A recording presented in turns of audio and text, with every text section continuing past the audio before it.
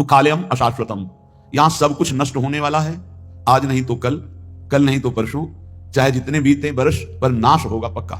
यहां कोई स्थायी चीज नहीं है। अशाश्वतम और दुखालयम, कुछ भी इकट्ठा कर लो, कुछ भी भोग लो, सुखानुभूति नहीं होगी। सुख कहते हैं जो स्व से प्राप्त होता है, दुख कहते हैं जो पर से प्राप्त होता है। पर से प्राप्त करने की सुख लालसा ही हमें दुख में फंसाती जा रही है। स्व स्वरूप है, पर सब कुछ है, स्वरूप के सिवा सब कुछ पर है। उमा कहो मैं अनुभव अपना, सत हरिभजन जगत सब सपना। ये स्वाप्निक सुख दुख ही है, जिसे हम सुख समझते हैं। ये सुख नहीं, ये सुख की छाया है, समझ पड़ती नहीं।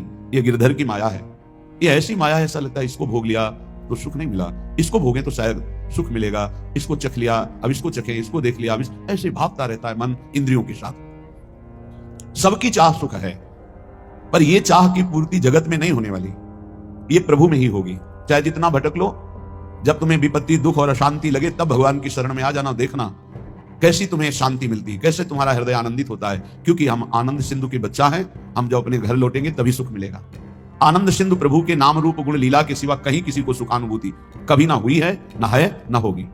इसलिए श्रीपाद प्रबोधानंद जी महाराज कहते, नस्वर श्रुत धन जायादिषु हरिमाया मयेषु न प्रयासम, गुरु पुरुषार्थ शिरोमणि माचिनु वृंदावने स्वयं पतितम। हे भाई, यदि तुम पुत्र में आसक्त होते हो, पत्नी में आसक्त होते हो, धन में आसक्त होते हो, मकान में आसक्त होते हो, मित्रों में आसक्त होते हो, तो तुम्हें रोना पड़ेगा, तुम्हें दुखी होना पड़ेगा। क्योंकि ये संबंध और ये शरीर सब नाशवान है। नस्वर श्रुत धन जायादिषु हरिमाया मयेषु, यही हरि माया है। हरि और माया, हरि अंतर में चुपचाप मौन शांत गुप्त बैठे हैं, और माया प्रगट में चंचल दिखाई दे रही। ये जो शरीर, ये जो इंद्रियां, जो मन, जो स्वभाव, ये सब मायाकृत है। जो मैं है वो हरि का अंश है, वो हरि स्वरूप है, वो माया में नहीं है, वो मायातीत है, त्रिगुणातीत है। इस मय को शरीर में तन्मय कर देने से शरीर संबंधी भोग प्राण प्रिय लगने लगे। भोग मिलते हैं धन से, इसलिए धन प्राण प्रिय लगने लगा। धन और भोग और शरीर संबंधी रिश्ते संबंध, यही भगवान की माया ने हमको फंसा लिया। आप सब देख लीजिए कितना हृदय अशांत है सबका सबका। तुम्हें लगता है अमुक संख्या का धन मिल जाए, अमुक व्यवस्था हो जाए तो मैं शांत हो जाऊंगा। सही मानिए, आप जितना अंक सोचते हैं उतने से ज्यादा किसी के पास धन है, उससे ज्यादा व्यवस्था है, पर वो भी अशांत है। आ ब्रह्म स्तंभ पर्यंतम सर्वम मायामयम जगत, तिनके से लेके ब्रह्मलोक तक सब मायामय है। सत्यम सत्यम पुनः सत्यम हरिन नामैव केवलम।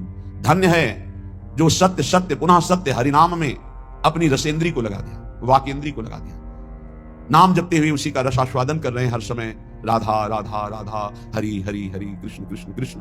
उनका जीवन विवेक में प्रकाश में हो गया। वो देख पा रहे हैं कि अरे ये तो सब भ्रम है, जिसे मैं सुख समझ रहा था वो भ्रम है। जासु कृपा सब भ्रम मिट जाई, गिरजा सोई कृपालु रघुराई। कृपालु भगवान की कृपा से जीव ये बुद्धि में विवेक प्राप्त कर लेता है कि यहां कोई मेरा नहीं है, एकमात्र प्रभु सबके हृदय में विराजमान है। बस यहीं से उसका परम कल्याण प्रारंभ होता है, यहीं से उसका विश्राम प्रारंभ होता है, यहीं से उसे परमानंद की अनुभूति होती है। अन्यथा सब भटक रहे हैं, सब भटक रहे हैं। कुछ चंद्र मिनट ऐसे हैं जिनमें आप जो चाहो पाप कर लो या पुण्य कर लो, कोई रोकने वाला नहीं, कोई टोकने वाला नहीं। लेकिन इन चंद समय के बाद जो आपका परिणाम आएगा, फसल आएगी, वो आपको सुख और दुख प्रदान करेगी। यदि पाप कर्म किया तो भयानक दुख मिलेंगे, पुण्य कर्म किया तो लौकिक सुख पारलौकिक सुख मिलेंगे। लेकिन पुण्य और पाप दोनों से हटकर त्रिगुणातीत भगवान का नाम जप किया तो भगवत प्राप्ति हो जाएगी। पाप और पुण्य दोनों आवागमन चक्र में फंसाने वाले ही हैं। एकमात्र भगवान का भजन ही जीव को इस आवागमन से मुक्त कर सकता है, दूसरा कोई उपाय नहीं। हरि भजनती है, जो हरि भजते हैं भव सागर तरफ, वही संसार समुद्र से पार होते हैं। इसलिए श्रीपाद कह रहे हैं, नश्वर ये पुत्र पत्नी मकान धन नाना प्रकार के व्यवहार संबंध, ये नहीं कह रहे कि इनको छोड़ करके भागो, नहीं, इसमें शाश्वत प्रभु विराजमान, उनको देखो, सब में भगवत भावना करो, इनसे राग मत करो, इनसे अनुराग करो। राग होता है देह से, अनुराग होता है भगवान से।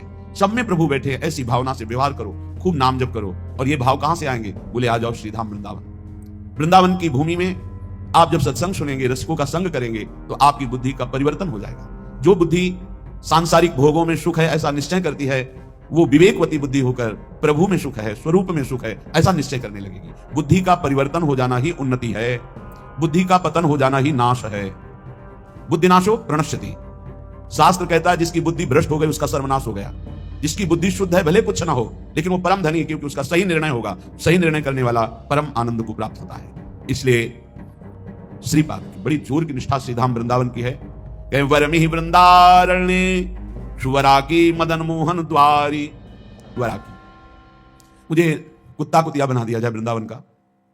ठाकुर मदन मोहन के द्वार पर, बांके बिहारी के दरवाजे पर, राधा वल्लभ जी की सीढ़ियों पर गिरा हुआ प्रसाद चाटेंगे और यहां ब्रजवासियों की फेंकी हुई जूठन खाकर हर समय प्रिया प्रीतम की चरणारविंद की रज में पड़े हुए उनकी कृपा मनाते रहे। श्रीपाद प्रबोधानंद पीछे कहा था मुझे नाली का कीड़ा बना दीजिए। ये धाम है, धाम। हरिराम व्यास जी कह रहे हो मन वृंदावन को श्वान।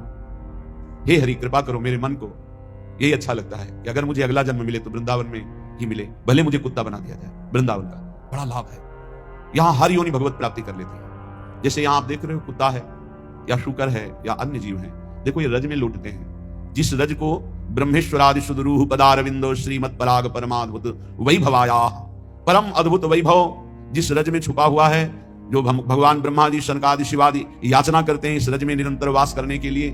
जो रज शिव शनकादि के याचत सो रज शीस चढ़ाऊं, उस रज में वो श्वान रात दिन सोता है, रात दिन उसी में शयन करता है। भोजन मिलता है तो उसी रज में मिलता है और प्राण निकलते हैं तो इसी रज में निकलते हैं। और वृंदावन प्रभाव सुन अपनो ही गुण देत, जैसे बालक मलिन को मात गोद भर लेत। यहां जिसका भी शरीर छूटता है, धाम है, वो भगवत प्राप्त हो जाता है, वो प्रियाजू को प्राप्त हो जाता है।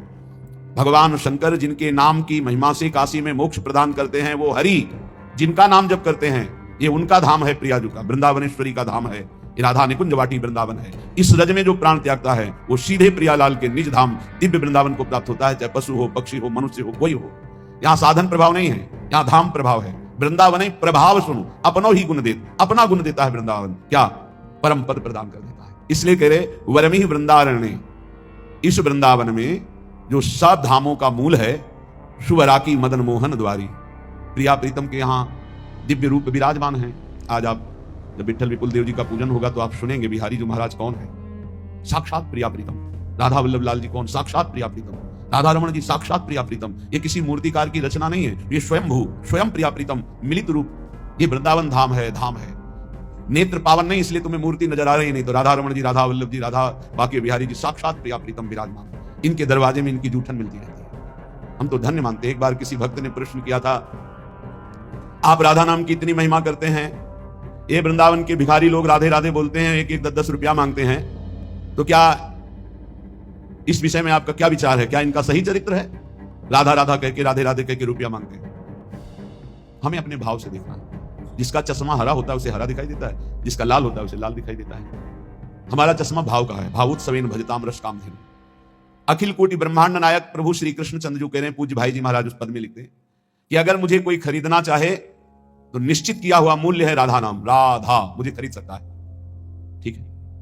उनके चरणों में लक्ष्मी जी सदैव चापती रहती है, हरि के चरणों को। और वो राधा कहकर 100 रुपया पूरे दिन में या 200 रुपया इकट्ठा किया और कहीं खोली लिए हुए वृंदावन में छोटी कुटिया लिए हुए आटा दाल ला के खाता है, वृंदावन पास करता है। आप उसे भिखारी समझते हो? आप उसे नीच समझते हो? आप उसको इस वृत्ति को नीच समझते हो? और जो करोड़ों का गफला करके एसी में सोते हैं और व्यभिचार करते हैं, मांस मदिरा पाते हैं, उनको बड़े आदमी समझते हो? अरे इनके चरणों की रज के समान कोई बड़ा आदमी नहीं है। इनसे बड़ा कौन होगा जो रात दिन बिहारी जी के दरवाजे पे बैठे हुए हैं, 100, 200, 500 मिले, उसी में खोली का किराया देते हैं, उसी से वो दाल रोटी ला के खाते हैं, मंजीरा बजा कर राधा राधा कीर्तन करते हैं और वहीं लुढ़क के सो जाते हैं। दिन में रात्रि में उस कुटिया में पहुंचते हैं। आप क्या समझते हो? एक दिन एक संत भगवान को देखा, वो पद गाते रहते, पधार गए, 25 वर्ष पहले की बात होगी। रसखान जी के पद, बड़े बड़े रसिकों के पद गाते रहते थे, 100, 200, 500। इसके बाद राम जी आई में एक दिन भिक्षावृत्ति के लिए वहां, तो देखा वो बांट रहे थे एक एक वस्त्र, कुछ रुपए और भोजन सामग्री।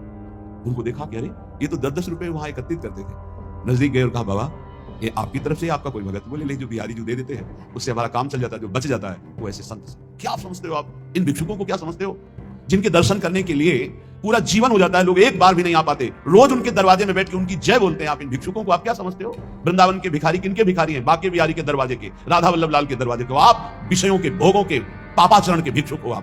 आप देख लो, हमारी बात कड़वी लगेगी, आप उनको भिखारी समझ रहे हो जो 100 रुपए में संतोष करके धाम वास कर रहे हैं। तुम अपने को देखो, करोड़ों ने भगवान ने दिया, फिर भी तेरे अंदर संतोष नहीं, फिर भी तू भगवान की दिन भर जय नहीं बोलता, फिर भी दिन भर भगवान का नाम कीर्तन नहीं करता। वो उनके धाम में रहते, उनके नाम में रहते, बाहरी दोष दर्शन करके अपने हृदय को मलिन करके धाम से चले जाते हैं बहिर्मुख लोग, यहाँ कुछ ले नहीं पाते। इसलिए यहाँ के भिक्षुकों की शरण हो जाओ, तो बिहारी बिहारी जो प्रसन्न हो जाएंगे। आप क्या समझते हो, ये जो बिहारी जो राधा वल्लभ जी इनके दरवाजों में जो गलियों में यहाँ बैठे हैं, तुम साधारण नहीं समझना, साधारण मत समझ लेना। ये धामवासी हैं, महान योगियों को भी पवित्र करने की सामर्थ्य रखने वाले ये हैं। बाहरी तुम्हारे नेत्र हैं इसलिए तुम्हें दिखाई नहीं देता। श्रीपाद जैसे महापुरुष कह रहे, वर्मी वृंदारण्य सुवरा की मदन मोहन द्वारी। एक माई को देखते हैं, विदेशी माई है, 2500 कुत्तों को यहाँ के दूध, डबल रोटी, बिस्कुट, रोज उसके चरणों में प्रणाम करते हैं जब दृष्टि पड़ती है। धन्य है माई, तेरा जन्म तो कहीं विदेश में हुआ, पर बिहारी जी की असीम कृपा है कि इन परमहंसों का तो सेवन करते हैं। ये कौन है जानते हो? श्रीपाद जैसे महापुरुष कह रहे हैं, मुझे कुतिया कुत्ता बना दिया जाए, मदन मोहन के द्वारे पे पड़ा रहूंगा।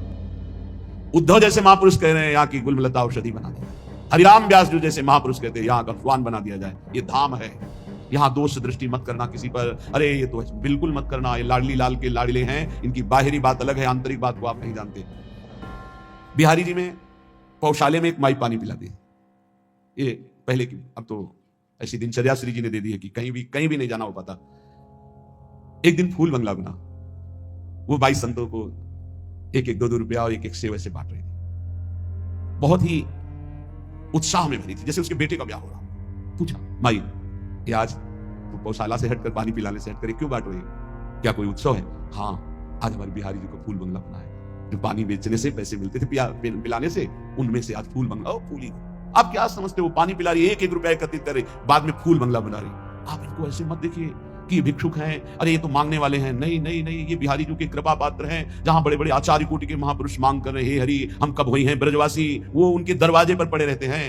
अहो भाग्य, अहो भाग्य जिनको ऐसा सौभाग्य मिला कि गलियों में बैठकर राधा राधा करके पूरा दिन व्यतीत करते। जो मिला उससे उदर पोषण और भरोसा केवल बिहारी बिहारिंजू का और धाम वास कर रहे। यहाँ के पशु पक्षी सब महामंगल मोद में, ये सब भगवत प्राप्त होंगे, ये सब भगवत प्राप्त। आप नहीं समझते धाम की महिमा को। जब महापुरुषों की कृपा से, चरण रज के प्रताप से महिमा प्रकाशित होती है, तब ये लगता है अहो भाग्य इनकी। उसी ठसक में आपको कहते हैं पास बन चुका है, सबको श्री जी के पास जाना है। उसी ठसक में बोलते हैं। हम कोई तुम्हें विनोद में या मजाक में ढांढस नहीं बंधवा रहे, हम सत्य वस्तु का वर्णन कर रहे हैं। श्रीपाद कह रहे, अपि शरमापि रमा प्रिय सख्यपि नान्यत्र नो रमापि श्यामो। वृंदावन की कुतिया कुत्ता बना दो प्रियाजू, पर बाहर लक्ष्मी की प्रिय सखी बनाकर मुझे मत भेजना। अर्थात महावैभव संपन्न कोई रानी महारानी, ऐसे मुझे वृंदावन की कुतिया बना दो, वृंदावन का कुत्ता स्वान बना दो। क्यों? क्योंकि कभी कल वहां दिए हुए यात्री तब निकलेंगे, हम पर दृष्टि पड़ जाएगी। ये हमारे दरवाजे का है, बस ये बात देख लेंगे तो हमें वो वस्तु मिलेगी जो बड़ी बड़ी साधना से नहीं मिलती। और देख लिया है, अगर देखा ना होता तो यहाँ रह नहीं पाते, यहाँ आ ही नहीं पाते, यहाँ जन्म ही नहीं हो पाता। उत्तीर्य विष्णु मायामपि, अरे वृंदावन में बैठे हो आप। ओहो, कभी कभी एकांत में जैसे चिंता, वृंदावन धाम में आह्लाद ही आह्लाद से हृदय भर जाता। कितनी अपार कृपा, कहां नारकी क्षेत्रों में प्रकट होने वाले जीव और कहां परम धाम वृंदावन में जीवन व्यतीत हो रहा है। ओहो, कैसी अपार कृपा। नारकी इसलिए बोला जहां ना राम कृष्ण हरि की कोई शुद्ध ही नहीं, केवल रुपया, केवल भोग सामग्री, केवल लड़का बच्चा परिवार, हमें भगवत प्राप्ति करनी, भजन करना है, मानव जीवन का क्या लक्ष्य, कोई शुद्ध ही नहीं है। तो जिन हरि भगत हृदय नहीं आनी, जीवित सब समानते, मुर्दे के समान जीवन व्यतीत हो रहा है, नारकी गतियों की प्राप्ति होती है। उत्तीर्ण विष्णु मायामपि, धाम में जो वास करते हैं विष्णु माया से उत्तीर्ण हो जाते हैं। आनी है, ये आनी है, धाम की मर्यादा है, ये महिमा है।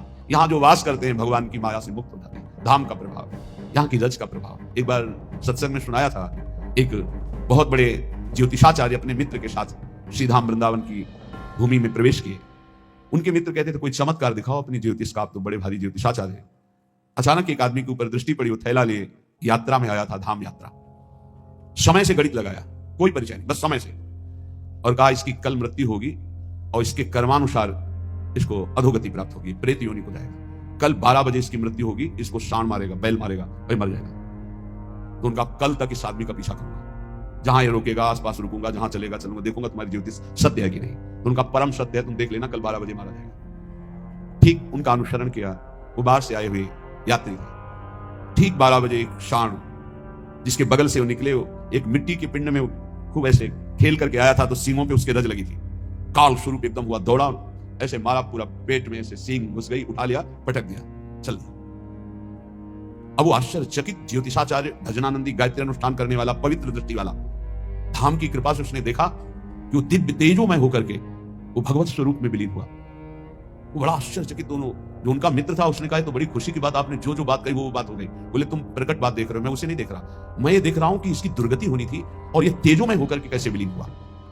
अब इस बात के लिए वृंदावन के किसी रसमर्मज्ञ की जरूरत है। तो किसी रसिक से मिले, उन्होंने कहा कि मैं बहुत बड़ा ज्योतिषाचार्य हूं, आज तक मेरी ज्योतिष मिथ्या नहीं हुई, पर आज मिथ्या होते दिखाई, इसकी दुर्गति होनी थी, ये तेजोमय होकर कैसे विलीन हुआ।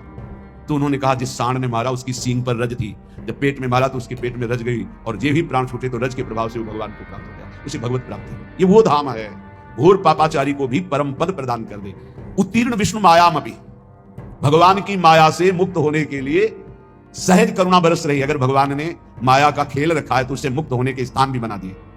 मोक्ष चाहिए तो जाओ काशी में, मरने के लिए टिक जाओ कि मृत्यु पर्यंत आमरण काशी वास करूंगा, पक्का मोक्ष हो जाएगा, इसमें कोई संशय नहीं। भगवान मच्छर को भी मोक्ष पद प्रदान करते हैं, भगवान शिव वहां मच्छर को भी।